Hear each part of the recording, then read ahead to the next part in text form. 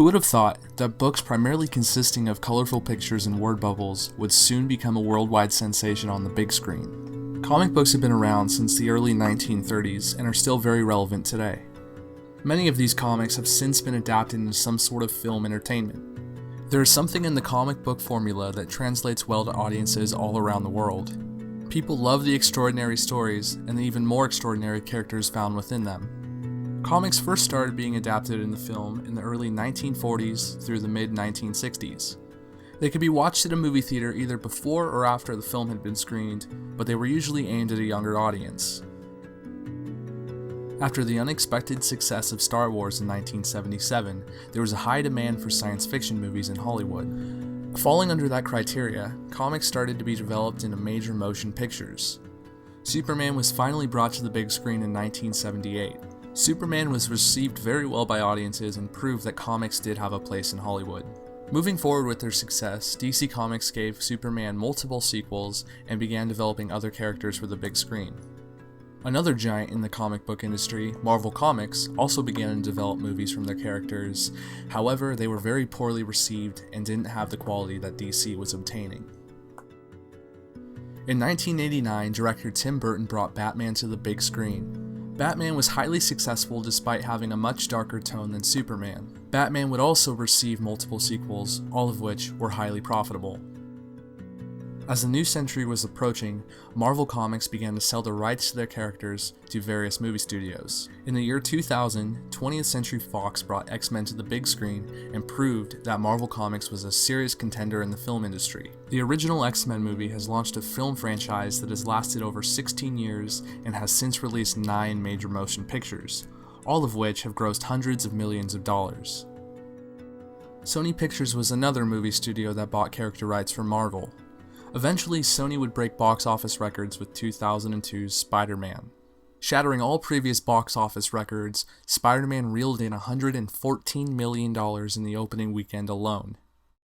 The comic book rule over modern cinema began with Christopher Nolan's The Dark Knight trilogy. This reintroduction of Batman would soon become one of the most successful film trilogies of all time. Most notably of which is Christopher Nolan's second Batman film, The Dark Knight. Being praised by both audiences and critics alike, The Dark Knight would receive 2 Academy Awards. Rather than relying on special effects to make a cool superhero movie, director Christopher Nolan relied much more on character development and storytelling, exploring complex themes such as identity, humanity, and what it means to be a hero. As a result, The Dark Knight is now considered one of the most technically sound and most impressive films of the last decade. Meanwhile, in 2005, Marvel relaunched itself under the title of Marvel Studios. Since Marvel had sold the rights to their most popular characters to other movie studios, they had to rely on second-tier characters such as Iron Man and Thor to be the foundation of its new cinematic universe. Marvel Studios is now playing to one of its comic book's greatest strengths, a shared universe, where characters from separate movies all exist in the same cinematic world. Marvel Studios movies have been highly successful and have broken multiple box office records. A few of their films have even grossed over $1 billion worldwide. Hoping to follow Marvel's success, DC Comics has also tried to establish its own cinematic universe with 2016's Batman v Superman: Dawn of Justice. Along with achieving high amounts of success in movie theaters, comic book adaptations are becoming more and more successful every day on network television. In 2012, DC Comics released their flagship show, Arrow. It proved that comic book adaptations could flourish on television just as they had in movie theaters. DC has since released multiple shows sharing the same universe such as The Flash, Supergirl, and DC's Legends of Tomorrow. The few shows that Marvel has on network television weren't very successful in comparison to DC, but they found success through another route, the king of home entertainment, Netflix.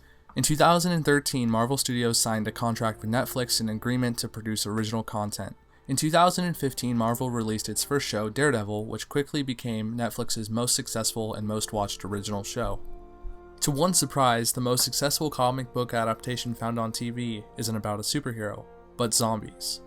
Already confirmed for a 7th season and receiving well more than 10 million viewers per episode, The Walking Dead is easily one of the most successful shows in television history. In an attempt to keep the momentum going, AMC is bringing another comic book adaptation to its network, and that show is Preacher. Preacher is the story of a priest named Jesse, who comes into contact with a spiritual being called Genesis. Genesis gives Jesse a power called the Word of God, which allows him to command people to do things that they normally wouldn't do. Filled with graphic content and twisted humor, Preacher is definitely a lot more edgier than its predecessors. This show is proof that networks are willing to take on certain risks and attempt to reach the success of other comic book adaptations. There is a reason that comic books have been around for nearly a century. There is a reason why people love the adaptations just as much. People want to believe in the extraordinary. People love good storytelling, and good storytelling is found in comic books. Most comics follow the guideline of the hero's journey. The hero's journey can be traced back to the earliest forms of storytelling.